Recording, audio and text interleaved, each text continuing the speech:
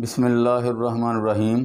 امید ہے آپ سب خیریت سے ہوں گے اور آپ کے پریکٹیکل کا جو وائوا ہم آپ کو بتا رہے ہیں، جس کا آپ کو بہت شدت سے بے چینی سے اس کا انتظار ہے کہ امتحان جلدی آ جائے اور ہم وائوا امتحان دے کر پاس ہو جائیں۔ یہ پریکٹیکل کا امتحان انتہائی آسان بھی ہے اور مشکل بھی ہے۔ جن دوستوں نے پڑھ لیا، جن دوستوں نے اس کی تیاری کر لی، ان کے لیے بہت ہی آسان ہے۔ ایک تھوڑا سا خوف اور ڈر ہے کہ واللہ عالم کیسا ہوگا، کیسے ہو جائے گا، کیسے پوچھا جائے گا، کیسے سوال ہوں گے۔ آپ بالکل فکر نہ کریں، یہ اتنا مشکل نہیں ہوتا، بہت ہی آسان ہوتا ہے۔ پریکٹیکل پاس کرنا مشکل نہیں ہے۔ جو آپ پیپر پہلے دے چکے ہیں ان میں مشکل ہوتی ہے، کیونکہ کتاب لمبی ہوتی ہے اور سوال زیادہ ہوتے ہیں، ان کا جواب دینا تھوڑا سا مشکل ہو جاتا ہے۔ وائوا میں ہے کہ اگر آپ سے وہ پوچھ لیتا ہے کہ شیڈول جی کیا چیز ہے، تو آپ اس میں یہ بتائیں گے کہ امتحانی نقطہ نظر کے مطابق شیڈول جی ڈرگ رول 2007 کے تحت قائم ہوا تھا۔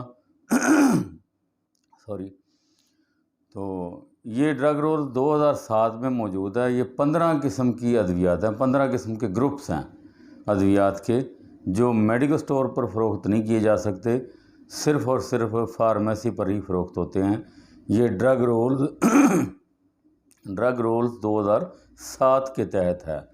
تو یہ اگلی تفصیل میں وہ نہیں جائے گا کہ کون کون سی ادویات ہیں، اس کا آپ فکر نہ کریں، نہ اس کے پاس اتنا ٹائم ہوگا اور نہ ہی اتنی ادویات آپ بتا سکتے ہیں۔ یعنی کوئی بھی سوال کا آپ اسے، وہ کہتے ہیں نا کہ بال کی کھال نکالنا، وہ ایسا نہ کیا کریں۔ جتنا سوال ہے بس اتنا ہی اسے رہنے دیں، اس سے آگے اتنی تفصیل میں وہ نہیں جائے گا۔ میں نے آپ سے پہلے بھی بتایا تھا کہ وہ اس کے پاس 2-3 منٹ سے زیادہ ٹائم نہیں ہوگا کہ 2-3 منٹ میں آپ دیکھ لیں کہ آپ سے کیا پوچھ سکتا ہے۔ وہ لمبا ٹائم آپ سے نہیں لے گا، چند سوال اس نے کرنے ہیں اور وہ آلریڈی آپ کو تقریباً آتے ہوتے ہیں۔ یہ نہیں ہوتا، کیونکہ جڑی بوٹیاں پڑی ہوں گی ٹیبل پر اور یہ باقی میڈیسن پڑی ہوگی، ان کے بارے میں وہ پوچھے گا۔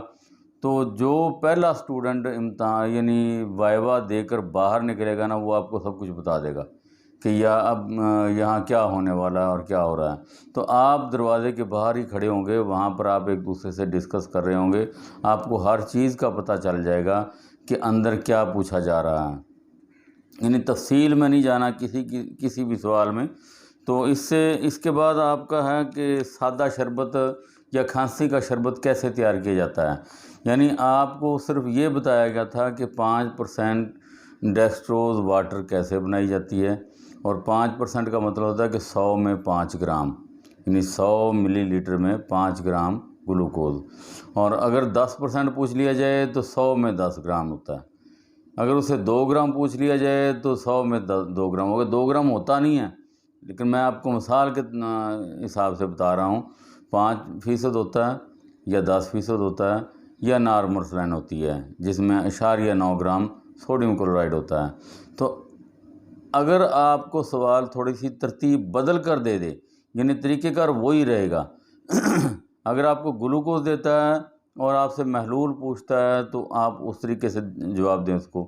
اگر آپ کو محلول دے دیا اس نے کہ 500 ملی لیٹر بنانا ہے، تو آپ نے گلوکوز تلاش کرنی ہے۔ یعنی جو چیز آپ کو دی جاتی ہے اس کو مد نظر رکھ کے جو چیز معلوم کرنی ہے، اس کا وہ اپنا بایو ڈیٹا بنائیں، یا جو کیلکولیشن ہے اس کے حساب سے آپ اس کو کریں۔ اندازے سے بالکل نہیں کرنا کہ جی 5% 500 ml میں ہوگا تو یہ 25 گرام ہی بن گیا۔ انگلیوں پہ حساب کر کے نہیں لکھنا آپ نے، یہ باقاعدہ سے اس کا وہ سسٹم بنانا ہے، جمع تفریق اس کی بنانی ہے، اس کو اس فگر کے لحاظ سے لکھنا ہے آپ نے، پھر جا کے وہ آپ کی سوال کو قبول کرے گا کہ یہ آپ کا سوال درست ہے۔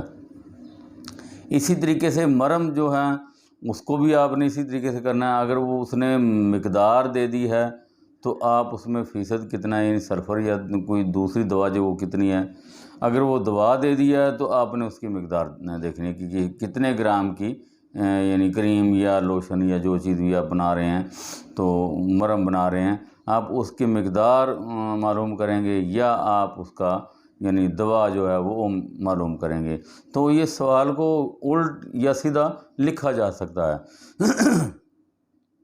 صرف اور صرف ORS یا رنگر وغیرہ یہ آپ سے الٹ سیدھے نہیں ہوں گے، یہ سیدھے ہوں گے. اس کا آپ نے جو فارمولہ یاد کیا ہے وہ آپ نے اس میں بتا دینا ہے.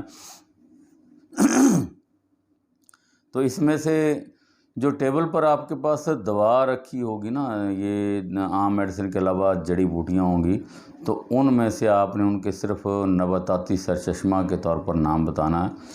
اگر اکا دکا کسی سے وہ پوچھ لیتا ہے کہ اس میں کون سی دوا ہے، تو آپ کے یہ ذہن میں ہونی چاہیے کہ اس میں دوا کون سی ہے، وہ دوا کا نام بتا دیں. اور کچھ چیزیں ایسی بھی ہوتی ہیں، آپ کو سامان کے بتاتے ہیں. ہامن دستہ وہ ہوتا ہے جس سے آپ دوا کو باریک کرتے ہیں. فرض کرو نمک ڈالا آپ نے یا سوڈیم کلورائڈ ڈالا ہے، تو ہامن دستہ کے ذریعے آپ اس کو لطیف صفوف بنائیں گے، اس کا نام ہے. ترازو اور اوزان، یعنی جو ترازو آپ وزن کرنے کے لیے عام دکانوں پہ ہوتا ہے، اسے ترازو اور اوزان کہتے ہیں. یعنی اوزان کا مطلب ہوتا ہے وٹے، جو کلو، آدھا کلو، پائیا یہ رکھے ہوتے ہیں، ان کو اوزان کہتے ہیں. ترازو ہو گیا. تو اسی طریقے سے سپیچولا کسے کہتے ہیں؟ سپیچولا ایک چمچ نما لمبی سی چھری ٹائپ ہوتا ہے، وہ اس سے دوا کو مکس کیا جاتا ہے. یعنی جب مرہم بناتے ہیں تو وہاں یہ استعمال ہوتا ہے. اس کو اسپاٹ پتھر پہ ڈال کر اس کو مکس کیا جاتا ہے، بیس اور دوا کو. تو اسی طریقے سے ہلانے والی راڈ جو ہوتی ہے وہ سوراخ ہوتی ہے، جس کو آپ گلوکوز یا پانی کے ساتھ اسے ہلاتے ہیں، ہلا کے اسے مکس کیا جاتا ہے، اسے ہلانے والی راڈ کہتے ہیں. کیف ہوتی ہے جس سے آپ دوا کو کسی ڈسپینسنگ بوتل میں ڈالتے ہیں گلوکوز بنانے کے بعد، تو اسے آپ کیف کہیں گے. تو اس طریقے سے کچھ چیزیں یہ ایسی ہیں موجود، تو ان کو آپ ذہن میں رکھیں. ماشاءاللہ جب مطلب میٹرک کر لیتا ہے تو اس کے بعد یہ گنجائش نہیں ہوتی کہ اسے بچوں کی طرح سمجھایا جائے. یہ چیزوں کی پہچان جو ہے وہ اپنے ساتھ رکھیں. یعنی اگر ادویات کے بارے میں، یعنی جو فارماکوگنوسی ہے، نباتاتی ادویات ہے، وہ کسی بھی پنساری کی دکان پہ چلے جائیں، وہاں سے آپ تلاش کر کے ان کو ان کی پہچان کر سکتے ہیں، دیکھ سکتے ہیں یہ کیسی کیسی ہیں یا ان کی شکلیں کیا ہیں. تو انشاءاللہ اگر آپ ایسا کریں گے تو آپ کا امتحان ضرور پاس ہو جائے گا. والسلام.